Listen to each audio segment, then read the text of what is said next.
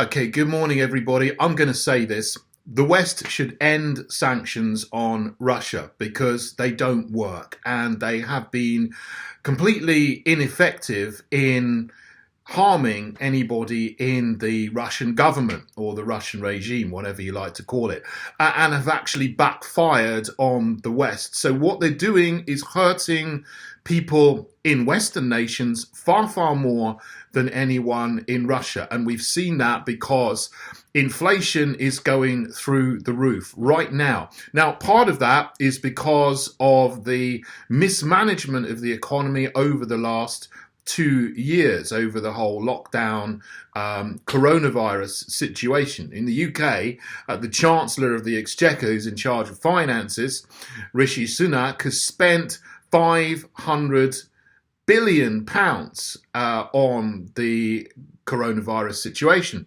doing all kinds of things which he didn't need to do, because what we should have done is just carried on as normal, and that's sort of now seen to be the case.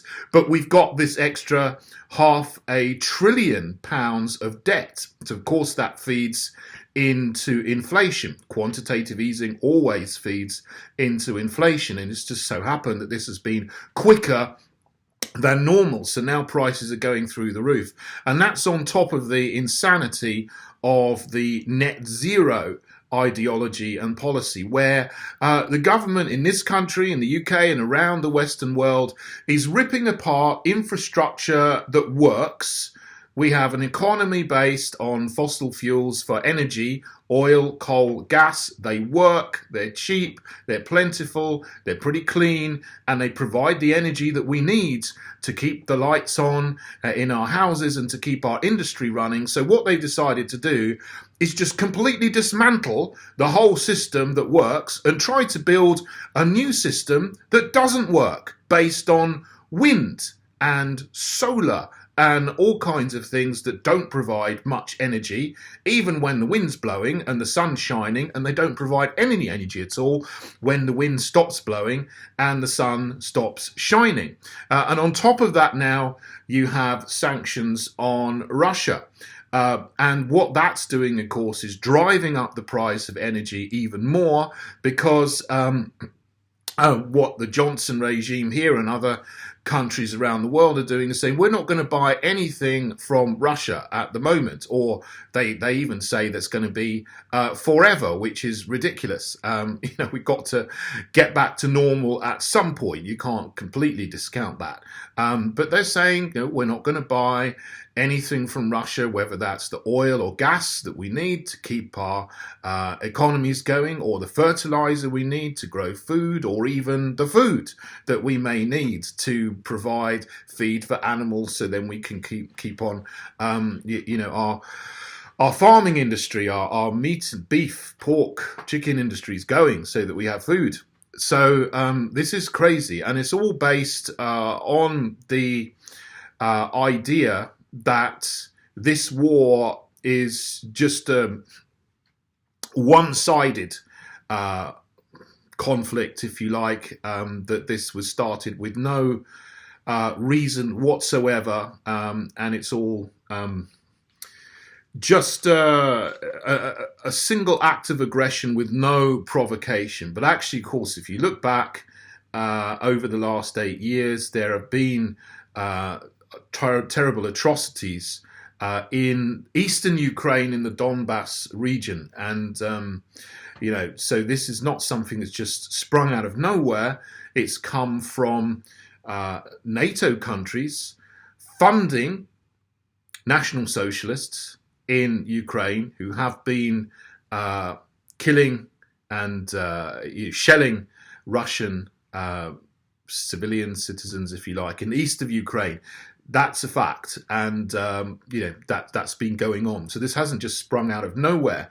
But at the moment, there's all kinds of stories which we're getting presented to us in the fog of war. Some are true, some are not true, some are completely false, some are partially true and have been inverted, so that the narrative is that someone did something, but actually it was the other people, the other side, that did something. And we've seen that from the very, very beginning. So I'm not going to go into that at the moment, right here on this particular platform for, obvious reasons.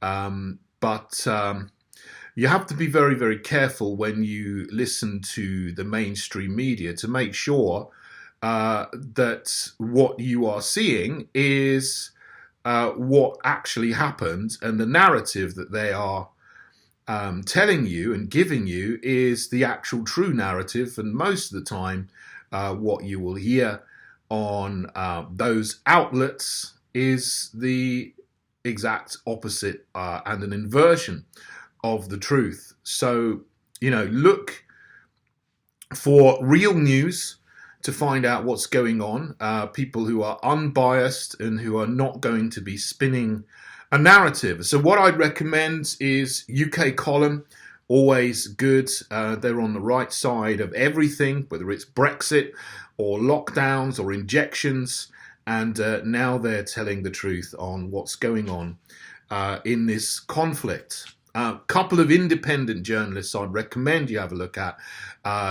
Gonzalo Lira, who's a journalist and a philosopher. He's actually in Kharkov right now, and he's broadcasting from there when he can. And another really good chap is called Alex Christoforou, who works with the Duran channel.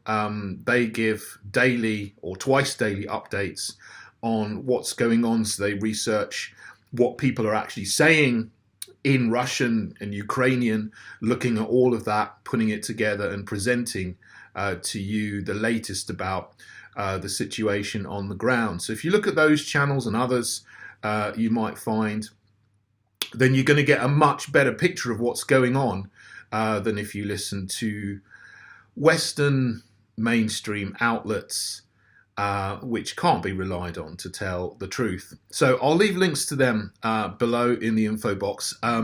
Also, as always, please do subscribe to my channel and support me in any way you can. That'll help you. Okay, thank you. Have a good day. God bless you all.